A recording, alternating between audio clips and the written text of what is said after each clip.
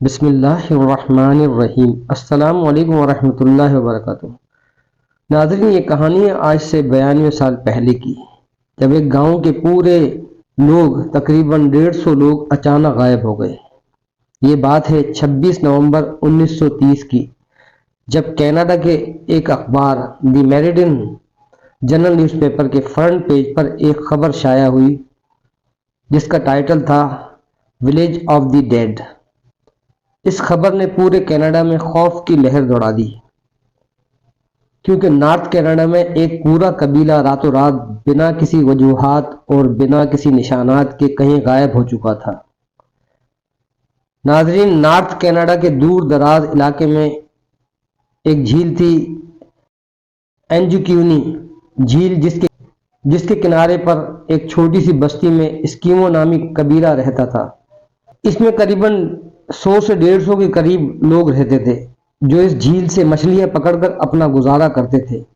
یہ north Canada کا وہ ایریا ہے جہاں ہزاروں لاکھوں اسکوائر کلومیٹرز پر صرف چند ہزار لوگ بستے ہیں، اور اس کی وجہ یہاں کا سخت ترین موسم ہے۔ اینجیکو جھیل میں مچھلیوں کے علاوہ اس کے آس پاس کے ایریا میں دوسرے جانوروں کا شکار بھی ہوتا ہے، اور اس کے لیے کئی شکاری یہاں آتے رہتے ہیں۔ یہ نومبر 1930 کا ایک سرد ترین دن تھا۔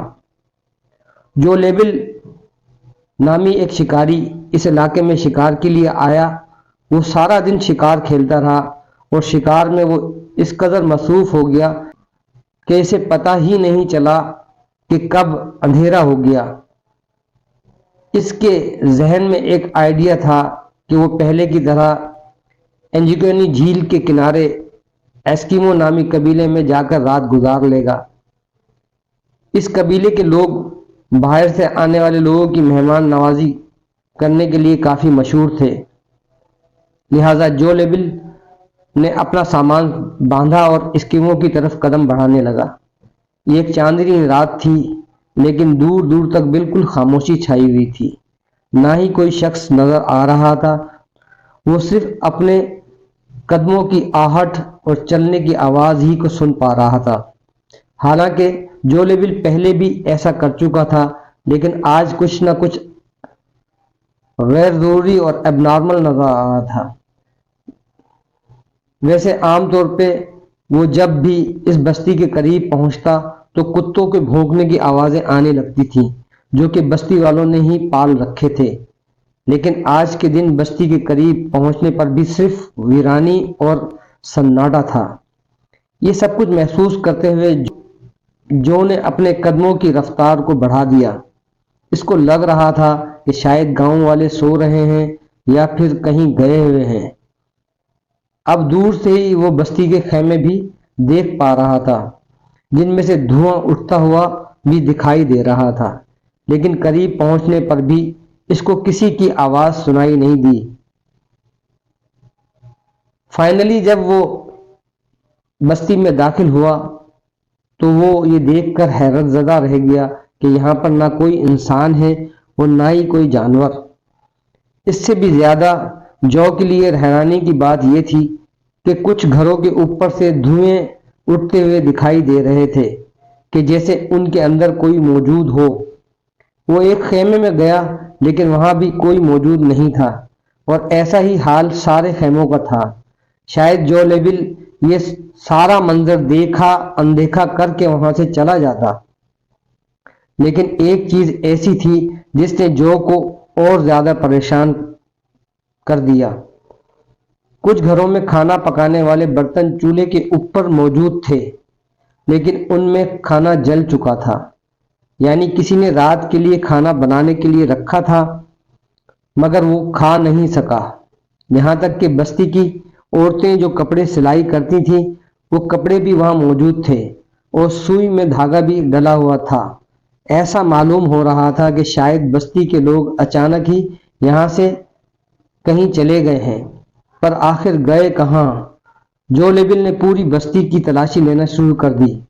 اس نے دیکھا کہ جو کتے قبیلے والوں نے پال رکھے تھے، ان کے گلے میں رسی بندھی ہوئی پڑی تھی، لیکن کتے بھوک سے مر چکے تھے۔ حالانکہ کتوں کے سامنے کھانا بھی موجود تھا، پر ان کو کھانا دینے والا کوئی موجود نہیں تھا۔ ایک جگہ پر اس کو ایک قبر کھودی ہوئی دکھائی دی۔ اس قبر کو دیکھ کر ایسا معلوم ہو رہا تھا کہ اس کو کھودے ہوئے زیادہ ٹائم نہیں ہوا ہوگا۔ یہ سب دیکھتے ہوئے جولیبل کی پریشانی اور خوف میں بے حد اضافہ ہو چکا تھا۔ وہ رات کے وقت اکیلا یہ سارا منظر دیکھ کر کافی گھبرا چکا تھا۔ یہاں کے لوگ جب کہیں بھی جاتے تھے تو اپنے ساتھ اپنے کتوں کو ضرور رکھتے تھے، لیکن یہ سب دیکھ کر ایسا معلوم ہو رہا تھا کہ شاید یہاں کچھ عجیب ہوا ہے، کوئی ایسی انہونی ہوئی ہے جس نے لوگوں کو اچانک سے کہیں جانے پر مجبور کر دیا، اتنا مجبور کہ وہ اپنے کتے بھی چھوڑ گئے، کپڑے، کھانا اور جلتی ہوئی آگ کو بھی بجھا نہ پائے۔ جولیبل یہ سب کچھ دیکھ کر زیادہ دیر برداشت نہ کر سکا اور جلد ہی قریبی ٹیلی گراف آفس پہنچ گیا۔ وہاں سے اس نے رائل کینیڈین ماؤنٹین پولیس کے کیمپ پر رابطہ کیا اور ان کو آنکھوں دیکھا حال بیان کر دیا۔ پولیس جب گاؤں میں پہنچی تو جولیبل نے جو کچھ بتایا تھا وہ سچ ثابت ہوا۔ پولیس کو شک ہوا کہ شاید یہاں کسی نے حملہ کیا ہے اور بستی کے سارے لوگوں کو مار دیا، لیکن اگر ایسا ہوتا تو بستی میں کہیں تو خون کے نشانات ملتے، خون نہ ملتا تو مار دھاڑ کی وجہ سے کچھ سامان ہی بکھرا ہوتا۔ پولیس نے فوراً گاؤں والوں کو ڈھونڈنے کے لیے ایک سرچ آپریشن کا آغاز کر دیا۔ اس سرچ آپریشن میں ایک بہت ہی انوکھی چیز دیکھنے کو ملی جو شاید جولیبل نے بھی محسوس نہیں کی۔ ساری بستی برف سے ڈھکی ہوئی تھی، لیکن اس برف پر کسی کے بھی پاؤں کے نشانات نہیں تھے۔ وہاں صرف ایک ہی شخص کے پاؤں کے نشانات تھے اور وہ جولیبل کے اپنے تھے۔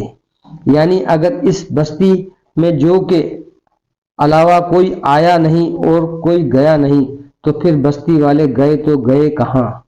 جھیل کے اوپر بھی برف جمی ہوئی تھی اور بستی والوں کی کشتیاں زمین پر کھڑی تھیں کیونکہ اس موسم میں مچھلیوں کا شکار نہیں ہوتا تھا۔ اسی وجہ سے کشتیوں کو زمین پر کھینچ کر پارک کر دیا جاتا تھا۔ اگر تو بستی والے جھیل میں تیر کر کہیں جاتے یا ان کو کسی نے مار کر جھیل میں پھینک دیا ہوتا تو جھیل کے اوپر برف کی لیئر کہیں نہ کہیں سے ضرور ٹوٹی ہوئی یا بکھری ہوئی ہوتی۔ پولیس کو انویسٹیگیشن میں یہ بھی معلوم ہوا کہ یہ لوگ جولیبل کے یہاں آنے سے 8 دن پہلے ہی غائب ہو چکے تھے، کیونکہ کتوں کی موت 1-2 روز بھوکا رہنے کی وجہ سے نہیں ہوتی، اور گھروں سے نکلنے والا دھواں اس بات کی نشاندہی تھا کہ ان کو یہاں سے گئے ہوئے زیادہ عرصہ نہیں گزرا، چونکہ یہ وہ دھواں تھا جو لکڑیاں بجھ جانے کے بعد بھی کافی دیر تک نکلتا رہتا ہے۔ پولیس والوں کے سامنے ڈھیر سارے سوالات تھے، لیکن جواب ایک بھی نہیں۔ کئی مہینوں کی ریسرچ اور سرچ آپریشن کے بعد پولیس نے آخرکار اس کیس کو انسالو کا ٹھپا لگا کر ہمیشہ کے لیے بند کر دیا، اور وقت کے ساتھ ساتھ لوگ بھی اس کو بھول گئے۔ اس واقعے کے 50 سالوں کے بعد 1984 میں روجر بور اور نجل بینڈل نامی رائٹر نے ایک آرٹیکل لکھا اور اس پورے معاملے کو ایلین سے جوڑنے کی کوشش کی۔ انہوں نے اپنے آرٹیکل میں بتایا کہ جب وہ لوگ اس ایریا کو ایکسپلور کرنے جھیل کے پاس گئے تو انہیں وہاں ایک شکاری اور اس کے 2 بیٹے ملے۔ انہوں نے بتایا کہ اکثر انہوں نے جھیل کے اوپر اڑتے ہوئے کچھ آبجیکٹس دیکھے ہیں جن کی شیپ مختلف ہوتی ہے، اور وہ اسی بستی کی طرف اڑ رہے تھے جہاں یہ قبیلہ رہتا تھا۔ اس سٹوری کو بیس بنا کر یہ بتایا گیا کہ شاید اس رات ایلینز اترے تھے اور بستی میں موجود سبھی لوگوں کو وہ اپنے ساتھ لے گئے۔ ایلینز کی موجودگی اور ان کے حملے کا ان دونوں رائٹرز کے پاس کوئی بھی ٹھوس ثبوت نہیں تھا، اس لیے زیادہ تر لوگوں نے اس پر یقین نہیں کیا اور اس تھیوری کو ریجیکٹ کر دیا گیا۔ اس کے بعد کئی لوگوں نے اسکیمو قبیلے کے گمشدگی کے بارے میں الگ تھلگ کہانیاں بنانا شروع کر دی، لیکن حقیقت یہ ہے کہ اس واقعے کو 100 سال ہونے کو ہیں، مگر آج تک اس سوال کا جواب کسی کے پاس نہیں کہ آخر انجیکولے جھیل کے بستی کے لوگ بنا کسی نشانات کہ چلے کہاں گئے۔ اسکیمو قبیلے کے غائب ہونے کا معاملہ آج تک ایک مسٹری بنا ہوا ہے۔ ناظرین، ویڈیو اگر اچھی لگی ہو تو اس کو شیئر کر کے اس میں اپنا حصہ ڈال دیں، چینل کو سبسکرائب کر دیں، بیل کے نشان کو دبا دیں تاکہ آئندہ آنے والی اس طرح کی معلوماتی ویڈیو سب سے پہلے آپ تک پہنچ سکے۔ تو ملتے ہیں اگلی ویڈیو میں، جب تک کے لیے اللہ حافظ، جزاک اللہ خیر۔